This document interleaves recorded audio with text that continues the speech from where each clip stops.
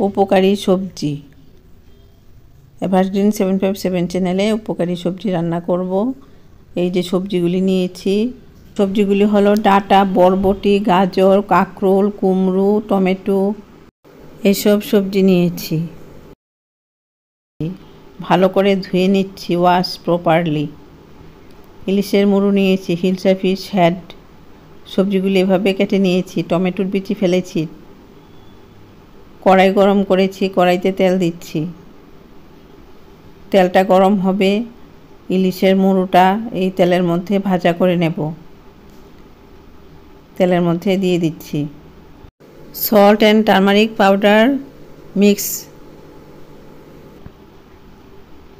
উল্টিয়ে পাল্টিয়ে ভাজা করে নিতে হবে।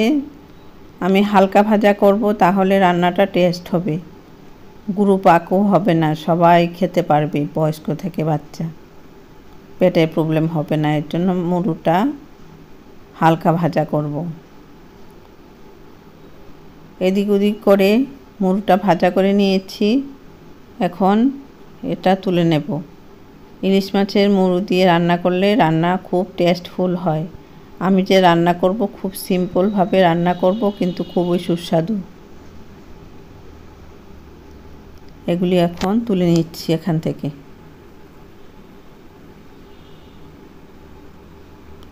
এই যে মুড়োগুলি ভাজা হলো এরকম। কালো জিরে এই তেলের মধ্যেই ফোড়ন দিয়ে দিলাম। কালো জিরেটার পর ফুটে ওঠার পর চিনি দিলাম। চিনিটা লাল হবে না, এর আগে সবজিগুলি দিয়ে দিতে হবে। চিনি দেওয়ার কারণ হলো সবজিগুলি তাড়াতাড়ি নরম হয়ে যাবে। এই যে সবজিগুলি এখন এখানে দিয়ে দেব। এরকম সবজি খেলে কোষ্ঠকাঠিন্য দূর হয়। কাঁচা লঙ্কা দিয়ে দিলাম, চেরা কাঁচা লঙ্কা। নুন দিলাম পরিমাণ বুঝে, হলুদ দিয়ে দিলাম পরিমাণ বুঝে। জল দিয়ে দিচ্ছি।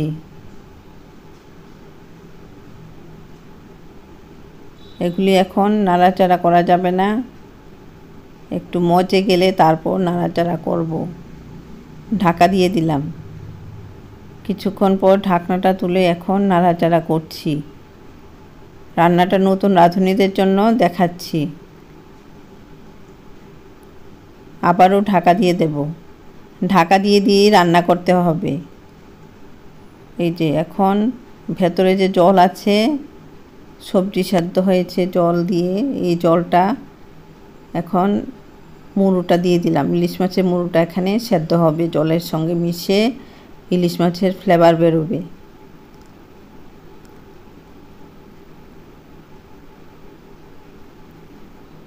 এভাবে দিয়ে দিলাম সবজিগুলি মুড়োটাকে ভেতরে রেখে।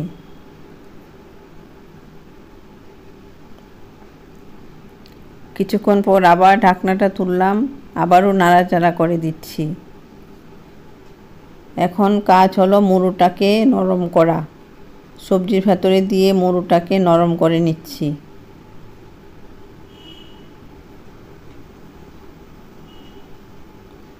নাড়াচাড়া করে মিশিয়ে নিচ্ছি। কিছু ভেঙে ভেঙে যাবে, এগুলি বেছে খেতে হবে। বাচ্চাদেরকে বেছে দিতে হবে, বয়স্কদেরও বেছে দিতে হবে। তবে এটা খুব সুস্বাদু একটা রেসিপি, ইলিশের মুড়ো দিয়ে সবজি। সবগুলি গুছিয়ে দিলাম। এভাবে রান্না হচ্ছে।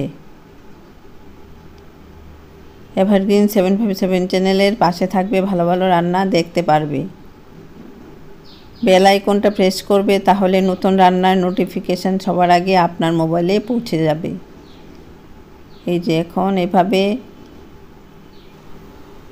সবজিটা নরম হওয়ার পর সুন্দরভাবে নাড়াচাড়া করা যাচ্ছে। মাছের মুড়োটাও সেদ্ধ হয়েছে, সুন্দর সেন্ট বেরিয়েছে। এভাবে রান্না করে খাবে, আমার খুব ইচ্ছে। এরকম একটা রান্না খেয়ে বলবে কি রান্নাটা খুব টেস্ট হয়েছে, এরকম বলতে হবে, এত টেস্টি রান্না। অল্প তেল মশলায় রান্নাটা হচ্ছে, শুধু কাটাটা আছে, একটু বেছে নিলে খেতে পারবে। বাচ্চারা না খেতে পারলে না দিলেও হবে। মিষ্টি কুমড়ো তো দিতেই হবে, ডাঁটা, মিষ্টি কুমড়ো, আলু, এগুলি তো দিতেই হবে, তাহলে তরকারিটা মাখো মাখো হবে। এই যে এরকম হয়েছে। ভালো থাকো, সুস্থ থাকো, ধন্যবাদ।